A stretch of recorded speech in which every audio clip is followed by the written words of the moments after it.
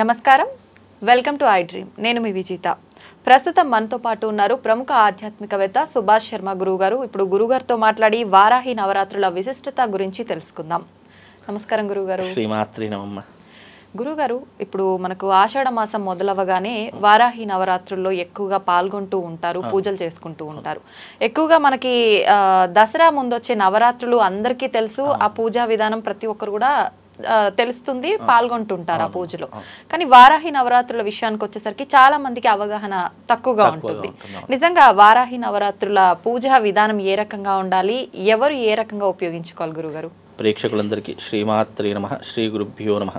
హ్రీంకారసనగర్భితానల శిఖాం సౌక్లీం కళాం బిభ్రతీం సౌవర్ణాం భరధారిణీం వరసుధౌతం త్రినేత్రోజ్వలాం వందే పుస్తకపాశామంకుశధర సద్భూషితమజ్వలాం త్వాం గౌరీం పరాత్పరకళాం శ్రీచక్రసంచారిణీం.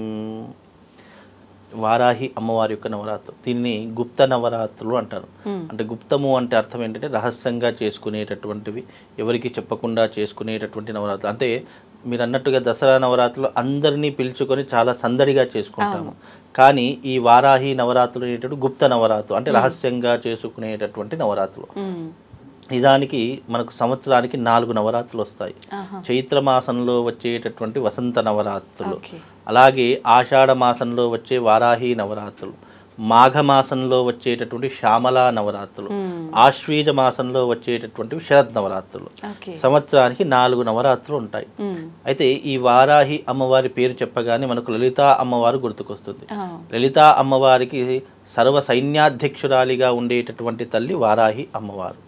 అంటే సైన్యాన్ని ముందుకు నడిపించేటటువంటి తల్లిగా అమ్మవారిని భావన చేసుకుంటాం. అలాగే ఈ అమ్మవారిని ఆరాధించడం అనేటటువంటిది గొప్పనైనటువంటి శక్తితో కూడుకున్నటువంటి విధానం. ఈ అమ్మవారిని ఆరాధించేటటువంటి సామాన్య భక్తులు ఎవరైతే ఉన్నారో, సామాన్యులు ఎవరైతే ఉన్నారో, వాళ్ళు ఈ అమ్మవారిని ఎప్పుడైతే ఆరాధించడం మొదలు పెడతారో వాళ్ళ దాంట్లో తెలియకుండానే ఒక శక్తి ఉద్భవిస్తూ ఉంటుంది. అంత గొప్పనైనటువంటి తల్లి ఈ వారాహి అమ్మవారు. ఈ అమ్మవారికి మరొక పేరు కూడా ఉంది, ఉగ్రవారాహి అని చెప్పేసి. అంటే ఈ అమ్మవారు శక్తి స్వరూపినిగా మనం కొలుచుకుంటూ ఉగ్రవారాహి అనేటటువంటి ఎందుకు వచ్చిందంటే శత్రువులందరినీ కూడా దూరం చేసేటటువంటి తల్లిగాను, అలాగే అఖండమైనటువంటి లక్ష్మీ సౌభాగ్యాన్ని కలిగించేటటువంటి విధానంగాను, సర్వ రోగాలను నాశనం చేసేటటువంటి తల్లిగాను, అలాగే ఈ అమ్మవారిని ఆరాధించడం వల్ల బ్లాక్ మ్యాజిక్ కానివ్వండి, నెగిటివ్ ఎనర్జీని కానీ దూరం చేసుకునేటటువంటి అవకాశం ఈ అమ్మవారిని ఆరాధించడం వల్ల జరుగుతుంది. అందుకే అమ్మవారు అష్టభుజధారిణి అమ్మవారికి పేరు. అంటే 8 చేతులతో ఉన్నటువంటి తల్లి, ఉగ్ర రూపంలో, అంటే రూపము చూడడానికి వరాహ రూపంలో ఉండేటటువంటి తల్లిగా, చూడడానికి కొంచెం భయంకరంగా ఉన్నప్పటికీ కూడా అమ్మవారికి రాత్రి దేవత అని కూడా, అంటే అమ్మవారికి ఎన్నో రకాలైనటువంటి పేర్లు, అందులో ప్రధానమైనటువంటి పేరు రాత్రి దేవత అని పేరు. అంటే అమ్మవారికి ఉదయకాలం పూజించేటటువంటి అవకాశం ఉండదు, కేవలం రాత్రి పూటనే ఆరాధించేటటువంటి అవకాశాలు ఉంటాయి. అందుకే ఇప్పటికీ కూడా ఈ అమ్మవారి యొక్క ఆలయం మీరు కాశీకి వెళ్తే కనిపిస్తుంది. కాశీలో అమ్మవారి యొక్క ఆలయం, ఈ అమ్మవారిని దర్శించాలి అని అంటే కనుక నేరుగా అమ్మవారికి, ఇప్పుడు ప్రతి ఒక్క ఆలయానికి నేరుగా ఒక డోర్ ఉంటుంది, కానీ ఈ అమ్మవారికి నేరుగా ఉండదు, నేరుగా చూసేటటువంటి అవకాశం ఉండదు. ఈ అమ్మవారి శిరస్సు పైన చిన్న రంధ్రం ఉంటుంది. ఎంత అంటే దాదాపు మన ఒక బాటిల్ ఉంటుంది కదా, ఆ బాటిల్ అంతనే రంధ్రం ఉంటుంది. ఆ రంధ్రం నుంచి అమ్మవారిని దర్శించాలి తప్ప నేరుగా చూడడానికి అవకాశం ఉండదు. అలాగే ఆ తల్లిని పూజించాలన్నా సేవించాలన్నా రాత్రి సమయమే అమ్మవారికి అనుకూలమైనటువంటి సమయం. ఉదయకాలం పూజ చేసిన ప్రయోజనం ఎలాంటిది ఉండదు. అంటే ప్రయోజనం ఉండదు మీన్స్ అమ్మవారి అనుగ్రహం ఉంటుంది, కాకపోతే ఎలాంటి కోరికలు కూడా నెరవేరు. కేవలం ఫలితాలు మనకు శీఘ్రంగా రావాలన్నా, ఇన్స్టెంట్ గా రావాలన్నా రాత్రి సమయంలోనే అమ్మవారికి పూజాది క్రతువులు నిర్వహించుకోవాలి. అలాగే ఈ అమ్మవారిని ఆరాధించడం వల్ల భూ సంబంధితమైనటువంటి విషయాలలో ఇబ్బందులు పడుతున్నటువంటి వారు, లేదంటే ఈ పొలం కేసులలో కానీ కోర్టు కేసులలో ఉన్నటువంటి వివాదాలు కానివ్వండి, లేదా ఈ యొక్క భూమి సంబంధితమైనటువంటి అంశాలు ఎవరికైనా ఇబ్బందులు ఉన్నాయనుకోండి, భూ తగాదాలకు సంబంధించి ఎలాంటి విషయాలు ఉన్నా కానీ వాటన్నిటిని రూపుమాపేటటువంటి శక్తి ఈ వారాహి అమ్మవారు. అలాగే లక్ష్మీ కటాక్షం కలగడానికి, ఐశ్వర్యం కలగడానికి, తెలియనటువంటి రోగాలు కానీ లేదా మనకు తెలిసినటువంటి రోగాలు ఎన్నో రకాలైనటువంటి అంతు చిక్కని రోగాలను కూడా నయం చేసేటటువంటి తల్లి ఈ అమ్మవారు. అందుకే ఈ అమ్మవారి యొక్క రథంలో ఎప్పుడూ కూడా అమృత భాండాగారము, ధనవంతరి భాండాగారం ఎప్పుడు కూడా అమ్మవారి యొక్క ఆ యొక్క దాంట్లో ఉండేటటువంటి అవకాశం ఉంటుంది. అందుకే అమ్మవారు ఆ ధన్వంతరి భాండాగారాన్ని తీసుకుంటూనే ప్రయాణం చేసేటటువంటి తల్లిగా భావన చేసుకుంటూ ఉంటాం. అలాగే ఈ నవరాత్రులు ఎంత విశేషమైనటువంటివంటే దాదాపుగా మనకు ఆషాఢ మాసం ప్రారంభమైంది, అమావాస్య అయిపోయింది, పాడ్యం నుంచి మొదలుకొని నవమి వరకు అంటే 9 రోజుల పాటు ఈ అమ్మవారి యొక్క నవరాత్రులు జరుగుతూ ఉంటాయి. అయితే ఈ అమ్మవారు ఏం చేస్తుంది అని అంటే గనక రాత్రి నిశి సమయంలో ఏం చేస్తారంటే అమ్మవారు తన రథం మీదకి ఎక్కి సమస్త భూమండలాన్నంతటిని కూడా చుట్టి వస్తూ ఉంటుందని చెప్పేసి మనకు వారాహి అమ్మవారి యొక్క నవరాత్రి కథలో చెప్పడం జరుగుతూ ఉంటుంది. అంటే ఈ 9 రోజులు ఈ అమ్మవారిని ఎవరెవరైతే ఆరాధన చేస్తున్నారో వాళ్ళ ఇంటి పైన కరుణా కటాక్షాలను కురిపించి ఆ తల్లి ఇలా బయలుదేరుతూ ఉంటుందట. అంత విశేషమైనటువంటి అమ్మవారు. అంటే అమ్మవారు కరుణించడానికి ఇదొక అనుగ్రహ రూపకంగా మనం భావన చేసుకుంటే గనక నిజంగా ఆ తల్లి అనుగ్రహం చాలా విశేషమైనటువంటిది.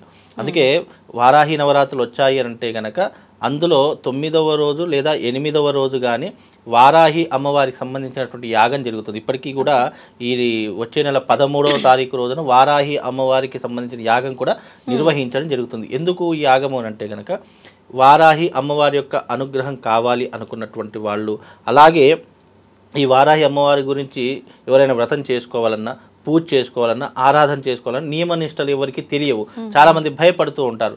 అలాంటి వారు 9 రోజుల యొక్క పుణ్య ఫలితాన్ని పొందడానికి కూడా ఈ వారాహి యాగం అనేటటువంటిది మన హైదరాబాద్ పట్టణంలోనే చేయడం జరుగుతుంది. అంత విశేషమైనటువంటిది.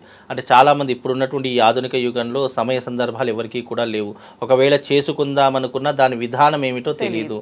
కాబట్టి మేము అమ్మవారి యొక్క అనుగ్రహాన్ని పొందాలి అని అనుకుంటున్నామంటే అమ్మవారికి ఈ యాగం చేసుకోవాలి. ఎందుకంటే అమ్మవారి యజ్ఞవారాహి అని కూడా అమ్మవారికి పేరు, ప్రఖ్యాతిగాంచినటువంటి పేరు. అమ్మవారిని యజ్ఞ రూపకంగా కొలిస్తే శీఘ్రంగా వరాలిస్తుంది అనేటటువంటి విశ్వాసము మన సనాతన ధర్మంలో తెలియజేయడం జరిగింది. అందుకే ఈ అమ్మవారు చాలా శక్తివంతురాలు అని చెప్పేసి చెప్పడం జరిగింది. అలాగే అమ్మవారి యొక్క ఆ చేతులలో కూడా విచిత్రమైనటువంటి ఆయుధాలు ఉంటాయి. అందరి చేతులలో గద ఉంటుంది, చక్రం ఉంటుంది, శంఖ చక్రాలు ఉంటాయి, లేదంటే త్రిశూలం ఉంటుంది, ఇలాంటివి ఉంటాయి. కానీ ఈ అమ్మవారి చేతులలో ఉండేటటువంటి ఆయుధాలు రోకలి ఉంటుంది, నాగలి ఉంటుంది, పాశం ఉంటుంది, అలాగే ఈ పాశముతో పాటు దండం ఉంటుంది, అలాగే ఇంకోటి ఏంటంటే శంఖము చక్రము కూడా అమ్మవారి చేతిలో ఉండేటటువంటి అవకాశం కొన్ని చిత్రపటాలలో కనిపిస్తూ ఉంటుంది. అంటే అమ్మవారి చేతిలో కొత్తగా కనిపించేటటువంటి ఏంటంటే నాగలి, రోకలి, ఈ రెండూ కనిపిస్తాయి. అమ్మవారు దేనికి ప్రసిద్ధి అంటే ఆషాఢ మాసంలోనే ఎందుకు వస్తుంది అంటే ఈ తల్లి భూమిని రక్షించేటటువంటి దేవతగాను, అంటే పాడి పంటలు, పశు సమృద్ధిని రక్షించేటటువంటి దేవతలు అని చెప్పేసి అందులో ప్రత్యేకమైనటువంటి దేవత వారాహి అమ్మవారు. ఇప్పటికీ కూడా భూమి సుభిక్షంగా, అంటే నాట్లు అందుకే ఆషాఢ మాసం ఎందుకు వస్తుందంటే ఈ ఆషాఢ మాసంలో రైతులు నాట్లు వేసేటటువంటి సమయము, అలాగే విత్తనాలు వేసేటటువంటి సమయము. అందుకే భూమిని రక్షించేటటువంటి దేవతగా ఈ అమ్మవారిని ఆరాధన చేస్తే నిజంగా వ్యవసాయదారులు ఎవరైతే ఉన్నారో వాళ్ళకు పాడి పంటలు సుభిక్షంగా పండుతాయి, ఎలాంటి నష్టం జరగదు. చాలా మంది పంటలు వేస్తారు కానీ నష్టపోతూ ఉంటారు. అకాల వర్షాల ద్వారానో, లేదా పంట చేతికి రాకపోవడము, లేదా ఏదో ఒక పురుగు పట్టడము, ఏదో ఒకటి జరుగుతూ ఉండేటటువంటి అవకాశాలు ఎన్నో రకాలుగా ఉంటాయి.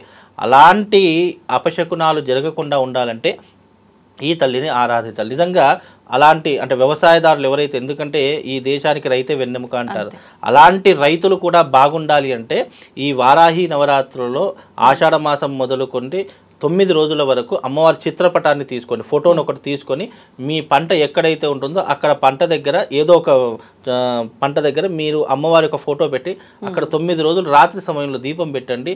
ఆ భూమిని ఎప్పటికీ మీరు చూసుకోకపోయినా పర్వాలేదు, ఆ భూమిని రక్షించేటటువంటి దేవతగా కూడా ఆ తల్లి అక్కడ కొలువై ఉంటుంది. అంత విశేషమైనటువంటి, అందుకే ఈ అమ్మవారి నవరాత్రులు కేవలం ఆషాఢ మాసంలోనే వస్తాయి.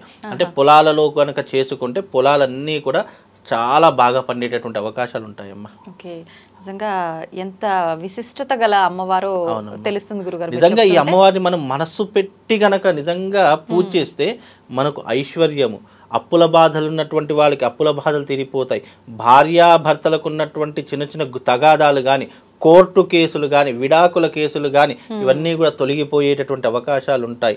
అలాగే మనం ఎవరికైనా అప్పులు ఇస్తాం, తిరిగి రావు, వాళ్ళకు ఇవ్వాలని ఉన్నా కొంతమంది సతాయిస్తూ ఉంటారు, శత్రువులుగా మారిపోతుంది. అలాంటి శత్రువులను దూరం చేస్తుంది, రావాల్సిన డబ్బు తిరిగి వస్తుంది, వివాహం కానటువంటి వారికి వివాహం జరిపించాలనేటటువంటి కోరిక కలుగుతుంది. ఇలా ఒకటి కాదు రెండు కాదు అనేక రకములైనటువంటి సమస్యలకు ఒక పరిష్కారం ఏదైనా ఉంది అంటే ఈ వారాహి అమ్మవారిని ఆరాధించడం. ఇక్కడ మళ్ళీ ఆరాధన వేరే, పూజా క్రతువులు వేరే.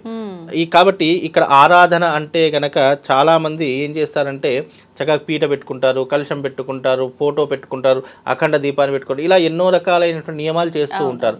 కనుక ఆరాధన చేసుకునేటటువంటి వాళ్ళు ఇవన్నీ చేయాల్సిన అవసరం లేదు. అమ్మవారి యొక్క రూపాన్ని, చిత్రపటాన్ని మనసులో ధ్యానం చేసుకుంటూ నిరంతరం అమ్మవారిని స్మరణ చేస్తే అది ఆరాధన పూర్వకంగా అవుతూ ఉంటుంది. అంటే నిరంతరము అంటే మధుమాంసాలు ముట్టకుండా సాత్వికమైనటువంటి ఆహార పదార్థాలు తీసుకుంటూ ఆ అమ్మవారిని నిరంతరం మననం చేసుకుంటే కనుక దాన్ని ఆరాధన అంటారు. అమ్మవారిని ఆరాధన చేసేటటువంటి సమయంలో అబద్ధం మాట్లాడకూడదు, ఎవరితో తగాదాలు పెట్టుకోకూడదు, ఈర్ష్యా ద్వేషాలు అసలే ఉండకూడదు. ఇలా ఎన్నో రకాలైన నియమాలు ఆరాధనకు చెప్పారు. అదే వ్రతము లాంటిది కానీ, పూజ లాంటిది కానీ, యజ్ఞము లాంటిది కానీ చేయాలంటే దానికి కొన్ని ప్రత్యేకమైనటువంటి నియమాలను సూచించడం జరిగింది. కనుక ఇవన్నీ కూడా తెలిస్తేనే అమ్మవారి యొక్క దీక్షను గనక తీసుకోవాలి. తెలియకపోతే గనక అమ్మవారి ఆరాధన చేసుకోండి.